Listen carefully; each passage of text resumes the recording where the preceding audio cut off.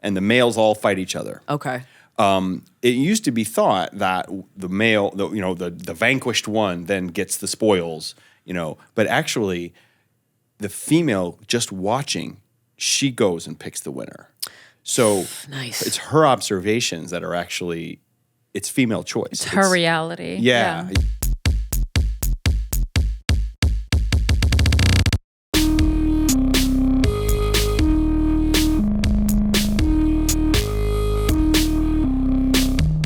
We are here with Nathan Lents, the author of The Sexual Evolution, How 500 Million Years of Sex, Gender, and Mating Shape Modern Relationships. So happy to have you. Thanks for having me. It was a pleasure to get the invitation. Yeah. Well, when I got the kind of like breakdown of your book, I'm like, yes, this is our shit, because we've done the show for over 11 years, and sex somehow is still there's so many mysterious parts to it. Mm-hmm. Why did you write this book?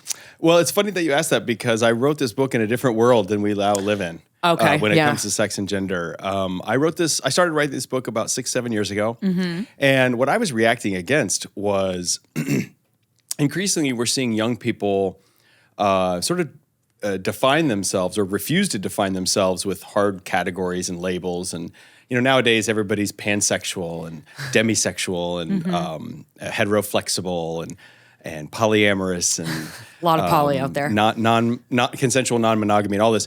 And so what I was reacting against was the reactions to that. Okay. Because everybody wants to pretend that these are new things. These are new and crazy ways of being. And oh my gosh, all of our vaulted institutions are crumbling. But really, very clearly what this is a rediscovery of a more expansive relationship with sex that we used to have, that our ancestors used to have. We used to be freer, right? Much it more seems freer, like. much more freer. And our animal cousins are much more free. Yes. And the idea that, sexuality would be defined by these broad restrictions and aversions and rules and categories with hard definitions and clear boundaries. I mean, that's just not how nature works. No. Nature does have a creative and diverse and flexible approach to sex, gender, sexuality, relationships. And there's a long natural history to all of this that doesn't include hard boundaries and strict definitions. Yeah. And so what I wanted to do was present sort of the natural history of sex, gender, and sexuality. Yeah. With the theme of diversity is really the theme. Yeah, there's so many species of animals. I have a bit that I do on stage. We're both stand-up comedians about how about the way male birds court a female bird, and how it's so elaborate, and how they just don't. The joke is basically like that. They get rejected most of the time, and they don't slide into your DMs going, "I don't want to fuck you anyway, you fat bitch," and how animals just seem to be way chiller about how they fuck. But at the same time, we have had a lot of systems trying to control how we mate, how we fuck, how we define ourselves. So when you put a blanket over any part of somebody, let alone their sexual expression, the shit's gonna hit the fan eventually. Right. I think that the social control is what you're alluding to is really the only thing that restricts us. And it has restricted us for such a long time that people have gotten used to it as what is normal and what is natural. So that's really what I'm pushing back, is against the notion that this kind of social control is natural. It's definitely it's so not unnatural, natural, right? And that's why we feel so viscerally against it when it's, and that's why I think you too have people that, you're trying to control a woman's sexuality. It's so interesting how the pendulum swings almost too hard in the opposite direction. So it's like, well, not only are you not going to do that to me, sir, but I'm going to have my pussy spread and the whole world's going to see it. So it's like trying to maintain control of our own expression often does result in us going a little bit farther than we want to go, which I think is an interesting part of Well, you have humanity. to take a stand and reassert your autonomy over your body and your sexuality. And that's, there's often a theme in anthropology that if you go to repressive societies and then look at their porn search history. Oh, it's the freakiest stuff. Yeah, and you can predict the taboos based on what people go and seek in their porn searches. So interesting. We often are self-defeating in this social control anyway, because people are going to do what they're going to do. And also, even when we're successful in social control, what is it that we're building? Like what's the goal? Great question. And so that's really what I was pushing back against. But as I said, the world's changed a lot. Even since the book went to press in the summer, Gender has been suddenly thrown very much into the spotlight, and a lot of progress that we were making on, diversity in approach to gender, it's now retrenched the other way. The federal government's now declaring there's only two genders, only two sexes based on the gametes you make at conception. You don't make gametes at conception. There's a number of things wrong with it. We're also all born, we start out biologically female, every single zygote. The default program is female development, for sure. And I would say sex unspecified for a while. Yeah. Good 8 weeks at a minimum, 12 weeks really. And then if there isn't an intervention, default female development, at least anatomically. So I think that the notion that there's only two sexes and only two genders is, and the fact that they've retreated to gametes, sperm and egg, to me, that proves that they know they can't win the argument on the rest of your body. Right. Because there's no way the rest of the body fits in two nice, neat buckets. Never.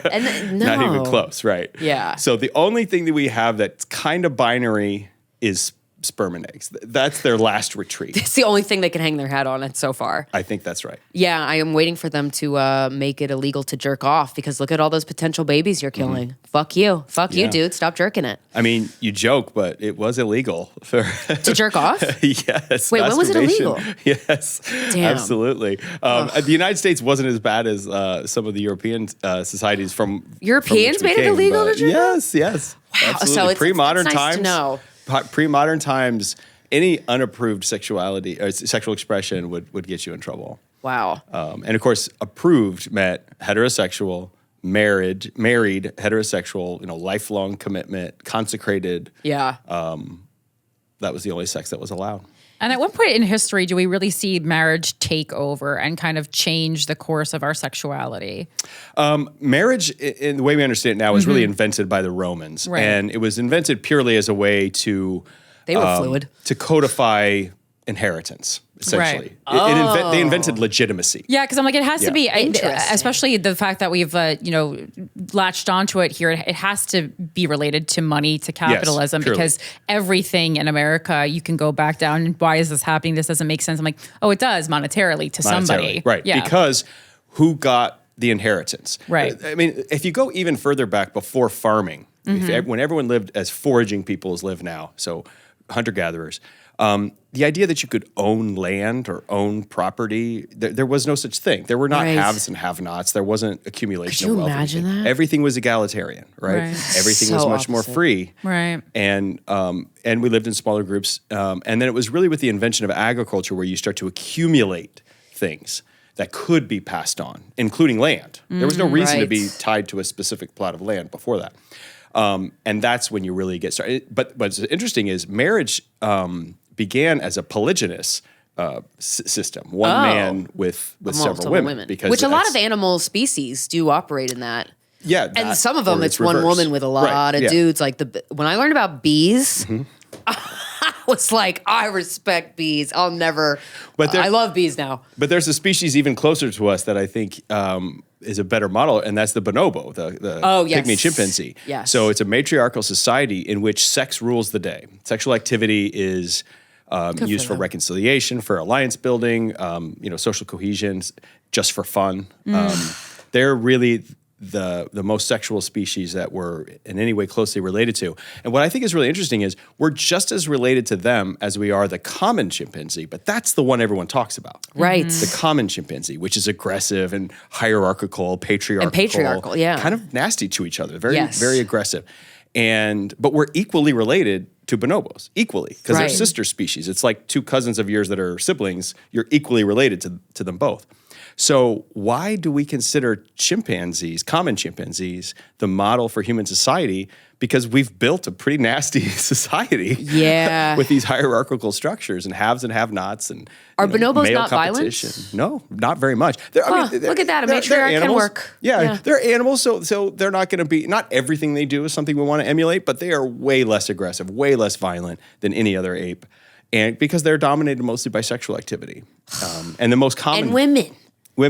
And female sexual activity is the most common by far. Really? Yeah, females are constantly having sex with each other. Wow. So male bonobos are less fluid?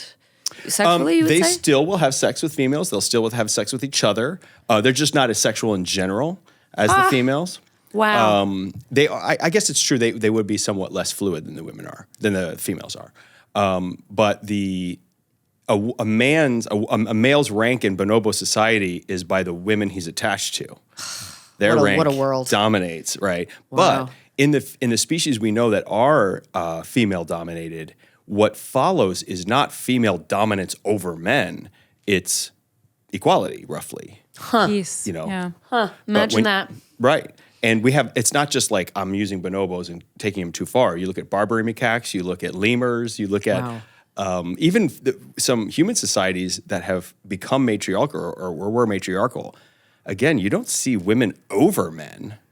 You just seem closer to an egalitarian structure. Yeah. So That's when women so are in fascinating. charge, it's better for men too. To be honest. We're clipping that. No, Right down that seriously. side. I mean, believe that was always what I also thought. talked about in the Barbie movie too. I mean, Yeah. that's the same thing Yeah. that happens when the Kens took over. It was chaos, and when the Barbies were the leaders, everything was nice, and everyone has Why a is good time that? and eating ice cream. I think it's because women. Is it because do you think this is a valid argument of like women have a healthier relationship with their ego? I don't know the answer. I Okay. wish I did. What I can tell you is I don't think there is as natural tendency among women, and not just human women, among female species to dominate. Yeah. Right. Right. They want privilege. They want to do well. You know, they do have an ego, a self-interest. Sure. But they don't tend to Overpower. dominate for its own sake. Yeah. You know, that does seem to be a male trait. Right. And it's so interesting, humans will cite their animalistic tendencies as sometimes excuses and sometimes it's valid, right? Mm-hmm. But it's like, with a man's sexuality, I used to always think about it like, well, if you have like human food with a dog, the dog's going to just concentrate on that human food until it's not in the picture anymore or until he eats it. And it's like, that seems like a lot of straight guys with women. They're just like, how much of that is an excuse and how much of that is in their DNA? Do you mean like appetite for novelty? Yeah, Sexual novelty? or just like cheating, or just like I just want to fuck everybody, and Yeah. the male sexual appetite seems to be more sloppily thrown up onto the people in their life than a woman's. Okay. But they're just as voracious. So are you talking about humans? Yeah, humans. So yeah. here's the problem. We don't know what it would be like to be raised without all this cultural stuff Yeah. on men and on women. So what would humans behave? How would humans behave without that? We don't know. Right. I can point to species where the women are aggressively sexual. But bonobos, for example, Yeah. the females are more sexual than the males. And there are human societies that I write about in chapter 6 of the book where female sexual autonomy is a paramount. It's a primary value of that system, and the females, accordingly, are very sexual. Nice. Dominating over men, that again, you just don't see that. So Yeah. I wouldn't say take it that far. But there are cultures where pressuring anyone into sex is seen as taboo. That they would have a taboo against. And you see a lot of frustrated men, of course, because Yeah. women do the choosing. So is there some innate difference between maleness and femaleness when it comes to pursuing sexual opportunities? Probably. Sure. That's probably what that's speaking about. Possibly because even though sex does a lot for us besides pregnancy, it does a lot besides that. But that a natural consequence of sex is pregnancy sometimes, which is a cost that is purely borne by women. Yeah. And so because men don't ever have that cost associated with them, you can imagine it would be a more liberal attitude towards it just yeah. because, Point. They don't have to worry about, their body completely changing for 9 months and then birthing a human that they have to be responsible for.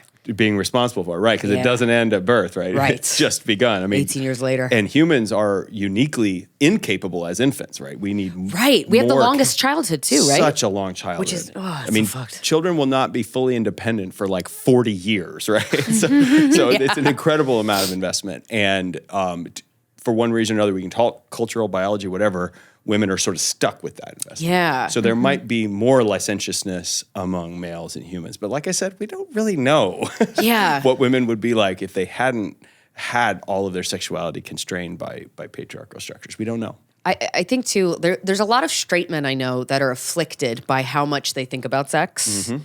Is that But then I think of, society and how we have sexualized women for men for so long in our society.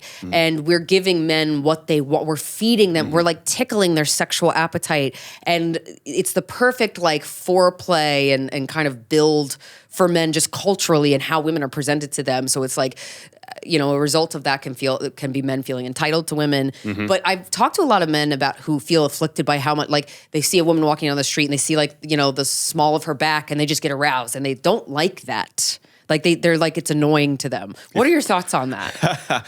Well, the inability to control your own urges and distractions. I guess that's something we also should probably do better about teaching men. Sure. But I mean, if you look at hunter-gatherer tribes, for example, they don't wear a lot of clothing. And, True. And the men and the women, they hold themselves together just fine without all this flesh, that they're constantly being exposed to. And I think that you see that in... if you go to Reese Beach sometime, this is the gay and lesbian beach, the queer beach. Oh, in New York which City. beach? Where? Reese Beach. R-I-I-S. R-I-I-S. Jacob Reese Oh, wait.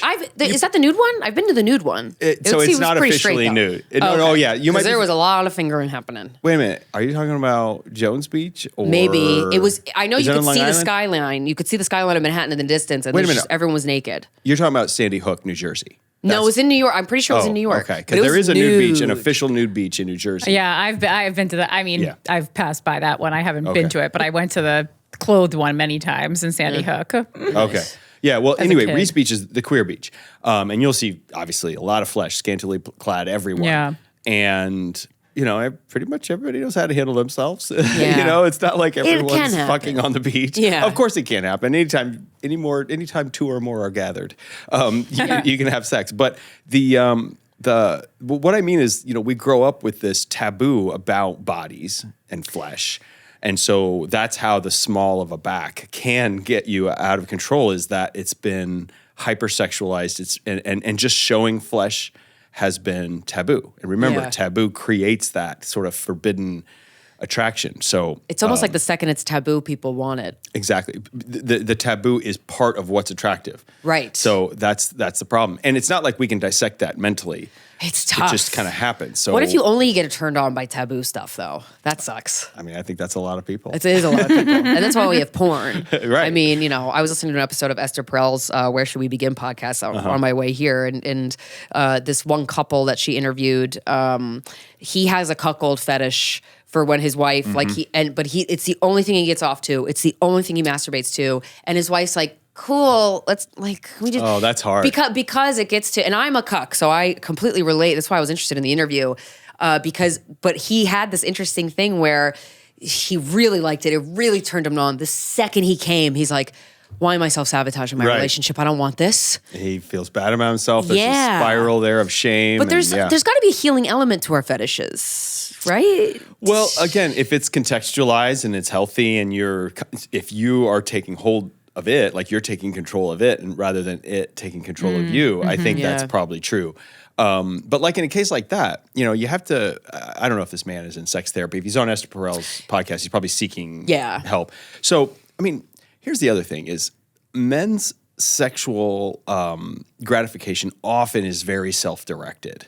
That's the other thing I found is that it can be fairly self-directed. And then when you find a generous male lover who's really interested in you. Yeah, it's the best. Right? Oh my God. The first time I ever dated a guy that was like obsessed with like eating me, I was like, wow. Different thing. Oh, the bar is permanently moved forever. Thank you, sir. Thank you, good sir. And they love it too. Like you both win. And it's a win-win for sure. And I'm not a sex therapist. I've never been involved in sex therapy, but I think that retraining yourself to enjoy somebody else's sexual gratification has got to be part of that. It's so part of the way to move through. Being beholden to a fetish like that. Sure. I would think. I mean, I guess other animals that aren't human don't have fetishes, although how would you know that? I think fetish, as far as I can tell, is definitely tied to taboo always. And so I think it would be weird to have an animal fetish. But some of the things that we have fetishes about have correlation in other animals. So for example, BDSM and other, dominance, power control dynamic. Yeah. You see that in a lot of animals. Really? Yeah. Tell me more. And it can play out in a few different ways. But often what you see is it's a proxy measure for the overall strength and wellness of the male most of the time. Okay. So having a male forced to overpower a female, for example, is itself a sort of, feats of strength. Right. You have to perform. That's one way to attract a mate, is to overpower them. And if only the strongest can do that successfully, then the overall health and vigor of the species is supported. But dolphins are a classic case of this. They tend to pod in sex-segregated groups. So males and females pod separately. And in those pods, they have a lot of sex, by the way. The males have sex with each other. The females have sex with each other. Yes, they're a very sexual species. The females basically have to begrudgingly accept males, in order to become pregnant. And it does not look like a pleasant affair. That, yeah, right? And it does not look to be a pleasant affair for the females. It really doesn't. But they obviously understand that they must do it. Yeah, it's like conflicting sort of. Yeah, they just get it over. The male with. has to chase them down, corner them, kind of overpower them, and that's how it happens. Oh wait, so is this how that kind of like meme went viral about dolphins can rape? Is that what they mean? Yes. What you're explaining now is what people kind of were like, oh, dolphins can rape. Right. Okay, so that's what that is. In the wrong hands, information like that comes out like that. Like, rape is natural. It's not, right. So the strongest survive. So rape is fine. And there's. Looking at it as a biologist, you describe the behavior. We don't talk about moral rights and wrongs when we're talking about animal behavior. Sure, we just describe so what they interesting do. to me. But it's so hard to watch too. When know it looks very uncomfortable, very unpleasant, and yet their own instincts tell them, well, we got to go do this. It's the season, because it's a seasonal thing generally, and so we have to go interact with the males for a while, and as soon as they can, though, they go back to their sex segregated groups. Wow. So. That's why the thing is with sex in the animal world, it is a lot more free and of taboo and things like that. But it's not all rainbows and gumdrops. There's also still technically rape. I mean, but the animals don't look at it like that because they don't have those more advanced, mind processes of like, I was overpowered, I didn't want that. Right. We don't know. Yeah. It looks unpleasant. And their speech is obviously successful, so they figured out whatever kind of balance has to play out in their head. Is rape common in other animals? Like forced copulation. We have to say it that way with animals. Yeah, that's true. Just because they don't think of it like that. Right. Forced copulation happens. And in fact, in chimpanzees, common chimpanzees, you see that a lot, including of juveniles and youngsters. And interesting. They don't have taboo around age of consent or any of those kinds of things. And that's what I mean. Interesting. And I get accused a lot when I talk about these things of saying, well, my logic must be that if it happens in the animal world, it's perfectly permissible and fine. Yeah, and I've never said that. I've never said anything like that. Yeah. You're literally just studying animal behavior. That's it. That's it. And what I am concerned with is what we call natural versus unnatural. I don't think you can call something unnatural if it's found in all kinds of species. So right. So what we do with that information is up to us as a society. So there's murder and theft. There's lots of things that animals do that we don't want to do, and we've decided we're going to prohibit. And I think everyone agrees that we should. And child molestation and forced copulation is in that. Right. But where I push back is when someone tries to say homosexuality is unnatural. Because it's or certainly promiscuity is unnatural. Of course not. It's everywhere in the animal kingdom. It's everywhere. So if you're going to ban it, you have to use other reasoning. Go ahead, try your other reasoning, but don't tell me it's unnatural, because that's just simply not true. Yeah. Is there anything that is an actual taboo recognized in the animal kingdom? Not as when you such. wear that short ass skirt. Not as such. But rule breaking does exist. So animals behave with a social etiquette. There's things you're allowed to do and not allowed to do. The classic case of this was in wolves, which is dogs do this too, so you can relate to this.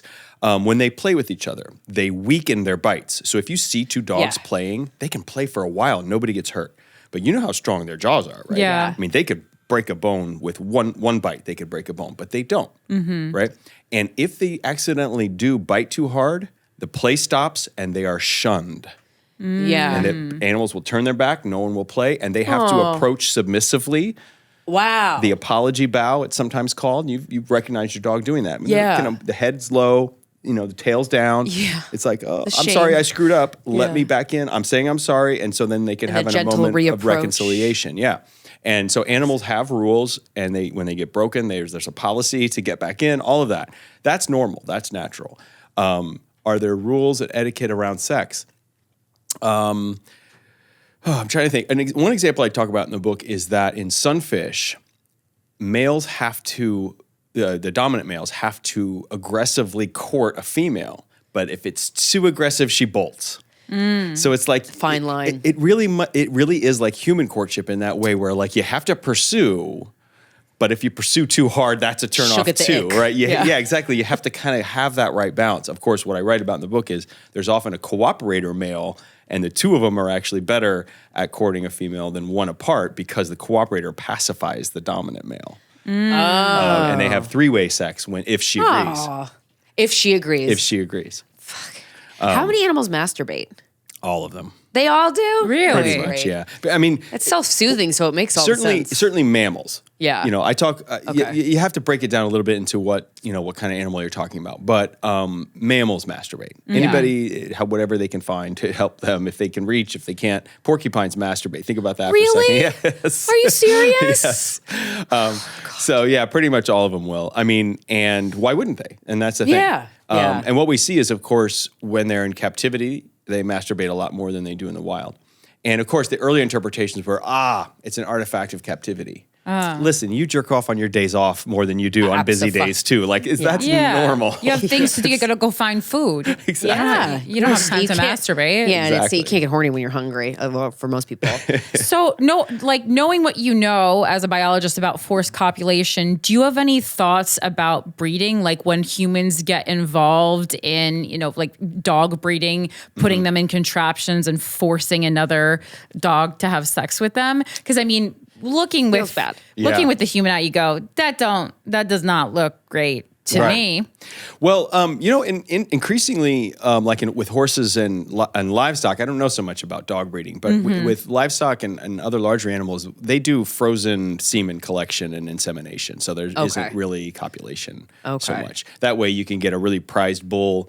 You do an electrostimulation to gather the specimen. Oh, so you jerk the animal off? Yeah, pretty much with an electric dildo. Yeah, they give a shock. Give a shock right in their prostate.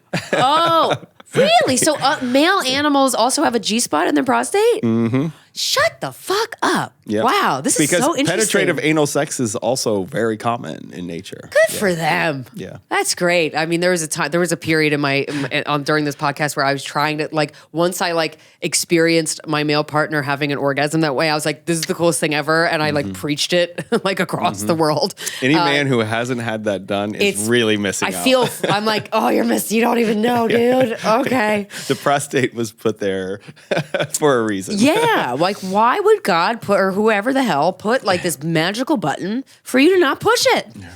Anyway, that's very interesting. And also so group sex is something I personally just huge fan of. How empowering it feels and how it's the most human I've ever felt is when I'm at a sex party and everyone's having a good time.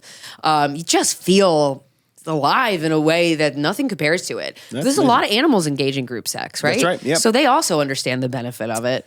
That gets back to our questions about taboo, because animals do have group sex, but generally humans are the only ones that put secrecy around it anyway. Right. So the group sex, I think, somewhat is a rebellion against the whole taboo of privacy and nudity and that concept. Animals don't have a concept of nudity the way that we do. So I've always considered it that. But you're right that animals will have sex in public, and part of it is definitely display. Women, females, I keep doing that. Females will often observe males having sex with each other. And then it's called eavesdropping, and it's very common. It's very common that they kind of make their choice based on how they're watching the other male, because that way they don't have to bother. That's wise. Right. It's like you're shopping for the there's dick. clearly this one's the one I want because of how he's dominated over the others, or whatever it is that they're interested in.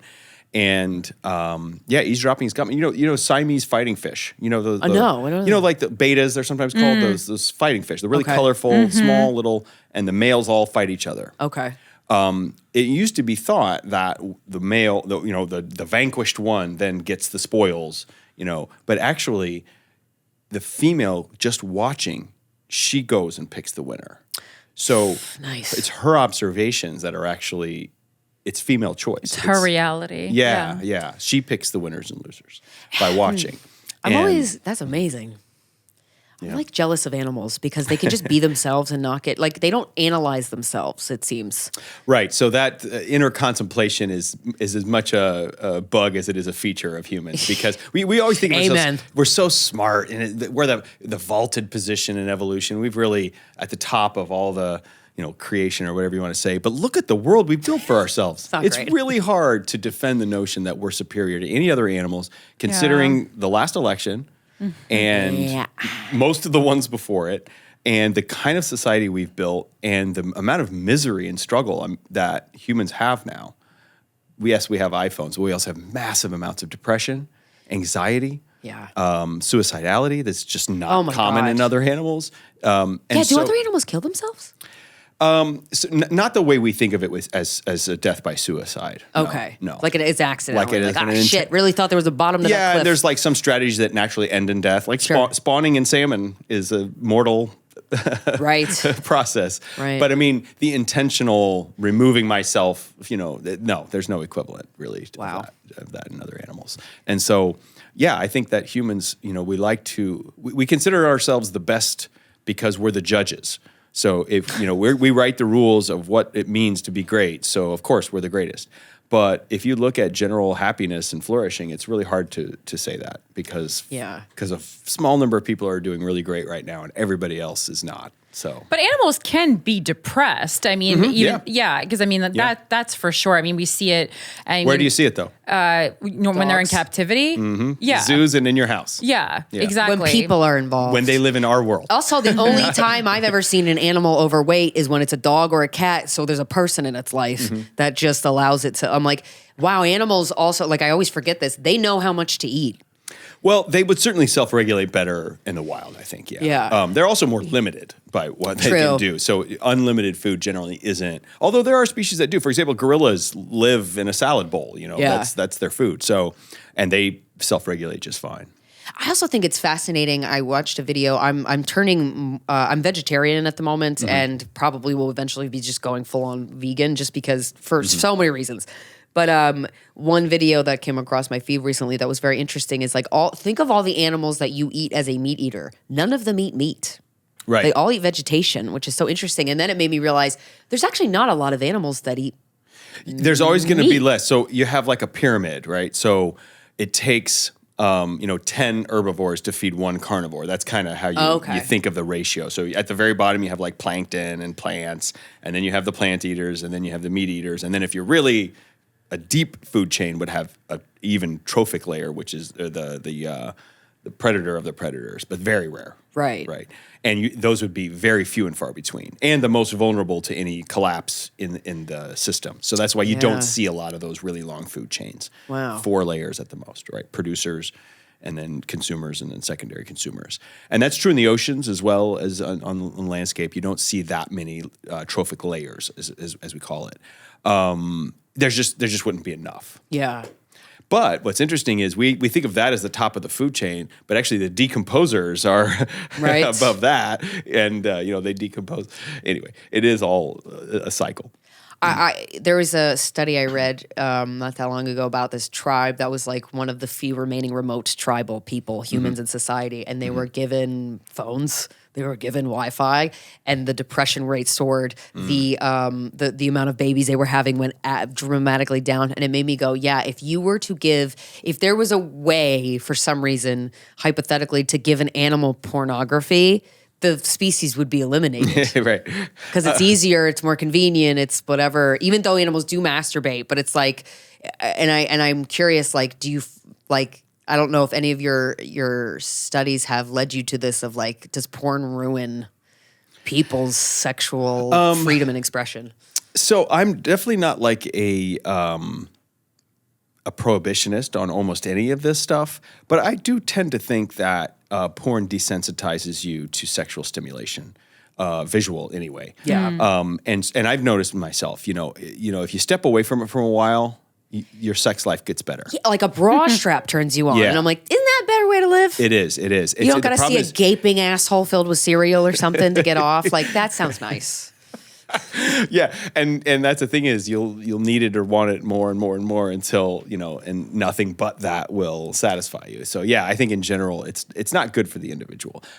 However, in other kind of contexts it's fine. Sometimes like when you are busy or stressed or whatever, it does kind of release a little bit of a stress valve. Sure. And if you only have 10 or 20 minutes, a lot of times porn's what you got to do. Yeah, but 10, like 2 minutes. It takes 2 minutes. Wish. Oh man, I wish. Yeah, but like with other animals, though, they have to living life from the land. You have to balance all of your needs. Right. The need for food, the need for social relationships, the need for sex, the need for these things, and so you kind of contextualize it and amongst your other needs, and it fits this way. We're living in such an out of whack way. We have too much convenience. It is, yeah, and like we live in this city of 8 million people. That's where we're talking right now, and it is the most isolating place in the world. Sometimes the loneliness epidemic. So lonely sometimes. I mean, in fact, I often say this first 6 months I moved to New York were the loneliest I've ever been. Yes, It was the weirdest thing. So it's like being in like when you're lonely in a romantic relationship. That's probably the loneliest I can ever I've ever felt. For sure. But it's like that multiplied when you feel lonely in New York City because there's all these people, but yet it's almost like a dangling in your front. Because they all have each other. You're not connected to any of these people. Right. Where did you move from? I lived in St. Louis before New York. I lived there for 8 years, and then I grew up in Decatur, Illinois. Okay. Oh, cool. So, but I've been in New York for over 20 years now. So this is the longest I've lived anywhere. It's such a, this is the only major city I've lived in, but it's just a very free sexual place. And there's you can sex find clubs and there's just, I don't know, it feels like, if you have taboos or fetishes or anything, they're just like so comfortably accepted here. That's like, thank God. I feel like you have this critical is mass for almost anything you want to do. Yeah. Communities of solidarity is what we call that. But it is interesting because I think that social connection is such a basic human need to really connect with other people. And social media and everything attached to it seems to have made all of that worse. Yep. And that's not what they promised us. Connecting the world. That's what they said. We're connecting the world. Because it's more like look at me than it is connect. I see very little connecting. It's either like self-promotion or a way to see things that you wouldn't have been exposed to and hate them. Very well put. Good point. Very well put. I think you're right. Right, which is weird. I mean, do we see that in the animal kingdom, like a violence towards things that are not found in like a particular species? Like, would animals fighting each other if they say like, that looks gay? I don't know. Right. Yeah. Gay it's ass not cow. so much around behaviors, but on identities for sure, because animals do mark each other in various ways as like in-group, out-group identification is important to most social animals. In fact, and even sometimes like moms will like dismiss a baby if it's, I don't actually know. Rejection is real. Yeah, I'm like, I don't know the reasoning why. They smell weird? I'm not sure. Right. Maybe. Animals definitely define their group and can be very loyal to their group and very hostile to out group, which can be just the chimpanzee troop next door, but it's a different troop, and they will fight. They do have xenophobia. Humans didn't invent that. Maybe we perfected it, but we certainly did. It didn't invent that. But actually, it's interesting that we talk about it that way because humans do have a tolerance of the friendly stranger in a way that most animals don't. Right. Oh. So but that depends on me identifying you as friendly. So language, skin tone, nationality, religion. I have to have something that makes you predictable and safe. Then, if I just listened to a podcast about this the other day. Like 2 Americans will find each other in like the Tokyo airport. Yes. Based on, the baseball cap, whatever it is that they identify. But those 2 people would not run and greet each other, in the New York airport. Right. So that kind of, we're both in the out group, but we have this symbolism that connects us. So animals do that too. They just use different markers for that. So belonging is important to every creature. Exactly. Belonging, that's what it comes down to. Yeah. It's so important. And that's why the human brain just, that's what gets us in trouble, I feel like. But sex is such a way that we connect. Yeah. And it's such an important way because if you think about it, your sexual partners will have certain privilege and access to you that nobody else has. Not your parents, not your siblings, not lifelong friends. And you wouldn't hesitate sleeping in the same bed with a sex partner, but you'll never want to sleep in bed with a cousin or a sibling. That's just icky. Yeah, well, hopefully, yeah. There's a lot of porn categories that would suggest otherwise, but yeah. Right. But then they'd be in the sex category. But that's what I mean. Like our sexual partners do kind of have a sort of special place where their normal rules don't apply. Yeah. And, lots of people in New York have roommates. Lots of roommates out there. But again, you wouldn't share a closet. You wouldn't share a bed. Right. But sex creates a very special bond. Yeah. A very special bond. That's like you really don't get anywhere else. Yeah. I often say in New York, I've encountered two kinds of people. Those who don't take sex seriously enough and those who take it way too seriously. Wait, but how would you categorize those two extreme groups? We meet a lot of the second one on this podcast. And I'm like, girl, what are you trying to compensate for? Right, exactly. The compensation and the searching and the trying to fill a hole and all. Literally and metaphorically, yes. Yeah, I was talking about metaphorically, but I heard it just as I said it. But yeah, like you're trying to fill an emptiness. You're trying to feel a connection. And you're sort of forgetting that. You have sex with somebody a few times, you're going to start to develop a connection, a neurohormone-driven attachment to this person. So you need to have respect for that. Yeah. That's the half that don't take it seriously enough. Then the other half that take it too seriously have all these hang-ups and taboos and restrictions, and they get all, it's like... It makes it so unsexy. Like we get emails all the time from people, and the ones that we've gotten, we haven't actually gotten one in a while about polyamorous stuff, but like the rules and you could do this, but you can't do that, and then the what you get obsessed over about what they're doing. I'm like, how is any of this fun, dude? Right. Isn't the whole point of having sexual freedom in your life because it enriches your fucking life? If it doesn't enrich your life, stop. Like, don't dangle it as some badge if it's not who you are. Yeah, exactly. And but at the same time, if you're talking about consensual non-monogamy, some kind of rules, guidelines is what most people feel safe in approaching. Sure. So and what it's going to look like with one couple and versus another. And there's been ones where I can't believe that that's what works for you, but apparently it does. It's so fascinating to me when I'm like, if I were in your shoes, I would run the fuck away. But like the fact that this satisfies your needs and it because you could kind of tell when someone's doing something because they think they should or they want to keep the relationship, but it's not really what they want. But when they're actually genuinely doing it, you're like, good for you, dude. Yeah. Good for you. Ugh. So interesting. Is there something from this book, like if you could pick one thing from the book that you wrote that you wish everyone could hear, that you could scream it from a rooftop, is there one piece of information that you feel that way about? Gender diversity is normal, natural part of animals and animal behavior. That's and I would have answered that question differently a year ago. But I think I would have been a little bit more on the sexuality and sexual relationships because that was kind of the hot thing, as I was writing this book. People were experimenting with non-monogamy. Right. And labels about their attraction and heteroflexible. That was all the rage as I was writing this book. But now, gender diversity is such under attack that I think that's the lesson I want people to get. And I'm glad it's well represented in the book because other animals do approach their gender and their sex in non-binary ways. What's some examples of that? So there are different flavors of maleness and different flavors of femaleness. There's different strategies involved with different creatures. And so they can, there isn't just one bucket of male behavior and female behavior. And there was this tendency among biologists to see it that way, that there's just two ways of being when it comes to reproductive behaviors, male behavior and female behavior. But now that we're looking closely and some of the blinders are coming off, we're seeing different ways that you can be a male, different ways that you can be a female. Some of it's behavioral, but some of it's even morphological, meaning how they look. There are different striped, birds and they'll have a different strategy. And it adds to the ecological resilience of the species to just have that diversity. It's almost always good. Let me just give you an example about gorillas. Like, what do you know about how gorillas live? Not much. Okay. I just know that they can be aggressive if you come close to them. But it's more like what I learned from like Chimp Crazy, and I'm like, from that I would think they like chicken McNuggets and McDonald's Dunkin' Donuts. French fries. So well, here's what we always thought about gorillas: is that a gorilla group is one male, the silverback male, right, who has a harem of females, 6 to 8 females, and their children, and you can only have one adult male. And when he gets too old, he'll be challenged And when a new male takes over, he slaughters all the youngsters because they're not his kids, and he wants to bring the females into estrus, and he takes over. And that's how we thought gorillas worked. This is the first gorillas that were really described by Diane Fossey. Do you ever see the movie Gorillas in the Mist?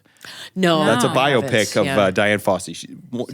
She's the mother of primatology for gorillas. She's the Jane Goodall of gorillas. And we thought that's how gorillas lived. That was, but in other regions, as we've looked at more gorillas, and we see all kinds of different lifestyles. And there's a group in Karasoki, the Karasoki Research Institute in Uganda, where there's a group of 78 gorillas, multi-male, multi-female. They're all getting along and doing fine. That was one way to be a male. Right? And females, because actually the females are often the social directors of the group. But there's other ways. There's not just one correct way to be a male gorilla or a female gorilla. And you can't argue that isn't natural, because no one's pressuring a gorilla. Exactly. Gorillas don't succumb to mental pressure. Right. Go tell that gorilla he's a natural. She's a see how natural. he feels. Right. And that's the thing. And we see that with animal behavior too, especially when we take the blinders off. And so, I write in the book stories about these raptors. So it's called the Western Marsh Harrier. So it's a bird of prey, raptors. And it made the news maybe 12 years ago because it was the first bird of prey it was discovered to have female mimicry among males. And listen, don't get excited because that's not what it is. You mean they're drag? They're in drag? So you have some males that look a little different than the other males. And the thing that they really made a big deal of it is they have white feathers on top of their head, and females have white feathers and males don't. First of all, there's a lot more variability among marsh harriers than that, but it's never as simple as that. But okay, that's what makes them female mimics. But they don't flock with the females. They don't get aggression from the females, and females are aggressive to one another. The males don't try to mate with them, the regular males, and the other males, I shouldn't say regular. And what they do is they do mobbing behavior, which is to get rid of egg predators that would go in. So whenever like a badger or a mouse or something tries to go in and steal the eggs to eat them, the females send out a call, and the females or these other males root them out. Wow. And that's kind of their job. Right, they're mobbers is what they call them. It's mobbing behavior. So these males have just found another way to be, and they have sex with some of the females, when they're mobbing, when they're doing that behavior. So this is a successful approach, and it's about 40% of the males. Wow, and these are not like isolated freaks here and there. Right. This is a gender. It's a male gender. Maybe the female, this is maybe my dumb brain just making it but they're being chivalrous. Yeah. You made my baby not die. Let's fuck. Yeah, exactly. That's kind of hot. The females reward them. The females reward them with some paternity. Now, the other males are the territorial males, and they're just too antisocial to do any of this helping, right? Okay. So they build a nest and they protect the nest. They are good egg protectors, but they don't do the mobbing behavior. They don't do, because that's too social for them. Right. Because they're higher testosterone. That's the thing. High testosterone members of any species tend to be fairly antisocial, including females. That fucking checks. Yeah. So, but that's the thing is, for a long time, scientists didn't see that because they didn't look for it. Right. This is what a male does. When there's only two buckets, male bucket and female bucket. When a male does something atypical, it's a female mimic. Oh, right, it's not a female mimic. Right, it's just that male expressing themselves in that way. In a different way. And probably the white feathers is part of the, hey, I'm not challenging you. Like it pacifies the males because the other males really are aggressive to one another because they're territorial. So territoriality is a real thing among animals where they, stake out a space and they fight each other and jockey for the best space. So that's that male's way of saying, I'm not in that group. I'm not territorial, not challenging you. Not going to bother you, and leave me alone. But if you hear that there's a mouse, I'm your guy. Wow! Yeah. And they live peacefully this way. Isn't that beautiful? It's not female mimicry. It's just another way to be male. And that's what chapter 2 is in the book. I go through all these species in which we know that there's different ways to be a male and different ways to be a female, but we don't call it gender diversity because that's too human sounding. Right. But But that's what it is. That's so fascinating. Gender diversity. There's no one right way to be a male or a female. Wow. And I think that the transgender, this is the better way to think. I think about gender actually is, the way you express your sexed body and or gendered behaviors. When the first transsexuals is what we called them at the time, sought surgical gender reassignment, sexual reassignment. the general public was fairly compassionate. Right, because it's like you're not making this up. Yeah. You want to do this thing. That's not a tiny thing. And there's few and far between. And then once you change, you're fully that sex, right?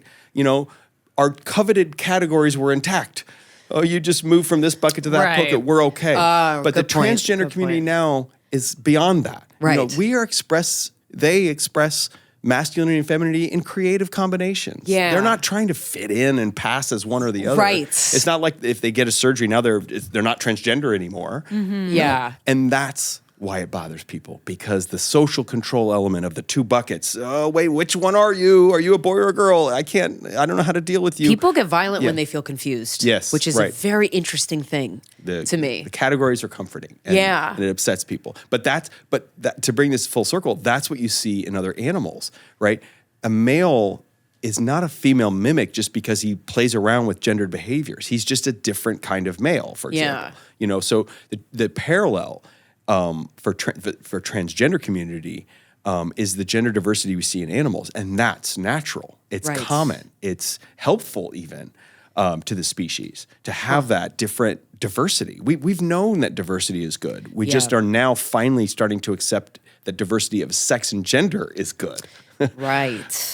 But we should have seen it all along. And there are animals that experience part of their life male and part of their life female. Yes. And I don't know. Which I kind of think humans do. I don't even know what the question would be, but it's like, I guess in studying those, first of all, what animals are these? And two, in studying those, is there a real marked difference between the male and female part of their lives? Or and then what would be the purpose of this? Right. So sex switching, or sometimes called sequential hermaphrodites. So they're one and then the other. Fairly common. There's vertebrates, lots of invertebrates, but vertebrates too. You guys must have heard of this about clownfish, right? Yes. They change genders. They change sex, yeah. So what you have in a clownfish group, take the beginning of Finding Nemo. The opening scene of Captain. So you have a sea anemone, which are these poisonous, sea things, and the clownfish are immune to that. They live in there as a group, and their groups are very small. They're basically nuclear families. You have a breeding male and a breeding female, and then a bunch of other males that are waiting their turn, and they're ranked. So the absolute alpha, is a female, and then you have an alpha male, and then a beta male, gamma, all the way down. And if you lose the female, the alpha male becomes the alpha female. Whoa. And then the beta male becomes the alpha male, and they all move up in rank. What I think, there's no end to the fascinating. That's amazing. Right. So in Finding Nemo, remember his mom gets lost at the beginning. Yeah. So by the time Marlin found Nemo, he would have been Marlena. Right. Right? He would have switched sex by the time, it takes about a month. Yeah. And he would have been his mother. And then, this is where it gets weird. They would have formed a breeding pair, and we can't take that analogy too far. But what I think is fascinating, didn't make it to the children's film. Yeah, caterpillars change. Yes. They transition very dramatically. The final point I want to make about the clownfish, one of the reasons why I love it is the other thing that's funny about it is they're ranked by age and size. So, and they will halt their growth when it's not their turn. So if they're a beta or a gamma or a delta, they don't grow. They only grow to the next size when the spot opens up and they move up. How do they control that? How do they control it? Eating less? We don't know. Oh, you don't know? Okay. We don't know. Wow, we know a little bit magic. about the genes involved in the sex switching because that's been studied, but they all just kind of wait their turn. Interesting. And the common evolutionary narrative is that every creature's just out, trying to jockey their way up the top. But here's a system where there's a lot of discipline, apparently. Yeah, exactly. Yeah. You wait your turn. And here's why it works, though, is that that anemone is size limited. It's a limited amount of size. Just creating more creatures would poison the anemone with their waste, right? So they have these symbioses are very delicate balances. So it's to no one's benefit for them to over reproduce. Right. So that kind of restraint is good. The other thing is by waiting your turn, that's the quality control. Remember, quality control is a big deal in animals. Who gets to breed? Well, if you've survived that long that you've made it to the top, you must be pretty good. You Now must you have may pretty fuck. good genes. Yeah, exactly. Now you may fuck. You've waited your turn. Yeah. You've survived all the predators and other things that can happen to you, and now it's your turn. So here's a system purely social, right? Because it's your relationship to others that determines your place. So it's not just innate; it's social. And I love that. I love that system because it shows the endless creativity of nature. Nature. All I want for myself is I want a house in the woods, and I want a donkey, I want a goat, I want chickens. I just want every animal I could possibly fucking be around, because they are being in the presence of an animal. I have a dog. Corinne has a dog. There's something about an animal that is indescribably magical that I'll never get with a human ever. Yeah, I agree. I'm a big animal lover. I could be with animals and feel accepted and connected. Even if the animal was like violent at first, I'd be like, all right, I respect it. Like, I'm trying to write this bit. It hasn't come out quite how I want it yet. But I'm like, I have never been emotionally hurt by an animal ever. Right. And I fucking humans, take them or leave. Like, I obviously love a deep, powerful connection, but like, I can get that with an animal I've just met so quickly. Right. I have to earn the trust of that person to get, like, it's so interesting to me that they have this, like, it's like, regardless of your religious beliefs, animals are closer to God than humans. Well, I think they have a more kind of free psychology. Like, it's not so complicated. You don't have to break through this, that, and the other, and they don't put these walls up. Or if they do, you can understand it fairly quickly. Right. Like, my dog just does not like new people. Yeah. But if you ignore him, if you just don't even look, don't try, within a minute, He's like, wait, what's up? Yeah, exactly. He wants your approval. He wants your affection, unless you try to give it to him before he's ready, and then, he'll hate you forever. And I have a dear friend, who my dog hates because he's such a dog person that he couldn't help himself. Yeah, I was like, leave him alone. He couldn't do it. And he kept trying to get in my dog's face, and I was like, no, that's not how he works. You're making it worse. Yep. So, but if you pretend, it's like dating in the gay world. Just pretend you don't see him. Don't notice him at all. Whoa. Yeah. What's Then he'll come up to you. What I remember when I first learned that orca whales will pass down hunting methods to their pod, and sometimes you have one pod that's the only pod in the world that hunts like that. Yeah. And I was like, culture. Ever That's since culture. and ever since I learned that, I'm like, okay, their animals have something so much deeper to them. What is the most impressive thing you've learned about any animal species? Or like top two? I mean, I'm sure you've learned so much. Before I even answer that, I think the answer is your example you just gave. So orcas, you know who leads the hunting group, though, right? The grandma, right? The older females. Yes. And so we used to think that menopause was a uniquely human phenomenon, but we now know that it's not. No. It's been discovered in almost every species of toothed whales, which is the orcas. Interesting. Orcas is in that group. So let's talk about this because it's fascinating to me. So you have these hunting pods, and they're invariably led by, it's a matriarchal species, so invariably led by females. And they're generally her offspring and her offspring's offspring. And so what happens in whales is the females stop reproducing about halfway through their natural lifespan, which is very similar to human menopause. The math is, works out. Although with humans, it's odd because it's different because we have reproductive senescence halfway through the end of the natural lifespan, but women and men live roughly the same. Yeah. But in orcas, the men die 30 or 40 years. Interesting. Yeah, and you can have 100-year-old orcas. Oh, the oldest one that they found is 102. Wow. Right. So you have, what you have is a true extended lifespan, but only in females. So they're menopausal. Why are they menopausal? So it's one where cultural knowledge matters, right? So they know where the seals are, they know the hunting grounds, and they will pursue the same hunting grounds year after year. They come back, but the men don't pod with the others, so they're not teachers. The men are not the teachers. The women, the females are the teachers. So that's why they lead the pods and they know everything. But why do they stop reproducing?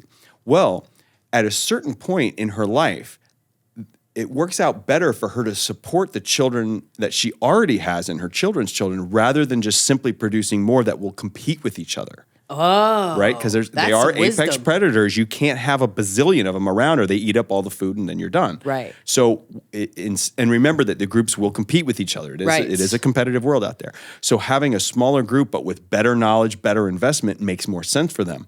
So every time we've seen menopause in creatures, it always has to do with older individuals that teach that teach. They have wisdom, they have knowledge that they've accumulated over a lifespan, and they pass it on to their children and to their children's children, who then pass the torch, and it gets passed that way. Wow. And we've always thought of this human menopause as this conundrum because we've said, well, why do women continue to be alive after they're reproductive? It's so stupid, right? If I don't want to fuck you, you should just be in the grave. Yeah, like why are they even worth having around? Right. If they can't reproduce? And it's because they know things. The wisdom. They know things that they can then teach, and women do tend to be more social with their teaching. So, but the cool part with humans is that rather than just adding on more years, the reproductive senescence happens because we have natural long lifespans. But it doesn't really happen with men, right? Their fertility goes on because. So the other thing that's unique about women is that childbirth is very costly and very risky. Yeah. So at a certain point midway through life, just creating more children is going to be such a harm to you. And if you die, you take your wisdom with you. Yeah, right. So it's much better for you to invest that wisdom and share that knowledge down your line. Wow. So that's why. And so the menopausal creatures, you're going to find them matriarchal, social, and that have a lot of cultural wisdom that's important to survival. You've probably heard this before. A lot of animals, like killer whale is a great example. If they're raised in SeaWorld, you can't just release them. Yeah, because they have no idea what to do. Yeah, all their instincts have been, taken out of them. Everything's wrong. Yeah, so that just teaches us that, they really do teach each other things. And so the older generation knows more. Wow. And, Corinne was mentioning earlier, like animals that change sex over, like men, I don't know if this is true across the board for all humans, but like biological men definitely get more estrogen as they grow older. Like I know a lot of older men that lose their leg hair that become like more sensitive, frankly, and like lovely to be around. And they have this like new type of like, I don't know, essence to them because of the more female hormones in them, it's the ratios. The ratios, They of like testosterone. and women, older women have more testosterone, but you totally see that with the way they behave. Like they don't fuck around. Yeah, which that's is interesting to me. It's really hormone ratios that I'm way more scared of a grandma than I am of a grandpa. Right. Way more scared. I can see that. So interesting. I can see that. Speaking of sex switchers, the species that people don't talk enough about is, do you know that there are all female species of lizards called whiptail lizards? Really? The whole species is female. And they lay eggs. They don't need no man. They don't need none. They lay eggs that then hatch and grow into a whole person. That's called parthenogenesis, when an unfertilized egg can just develop. Whoa. But you know what's funny is they still have sex.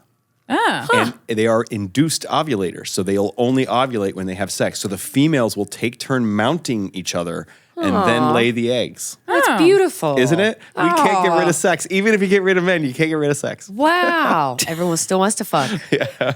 Sex is that's why, I'm almost still in awe of how we've been doing this podcast for so long, and I'm still so interested in it. You never get sick of it. You never run out of topics to talk about, because the way people peacock and the way people say what they want, and then it's something underneath that, or the way, they use sex with violence, or they use sex with, expressing their best self, and it's just so many layers.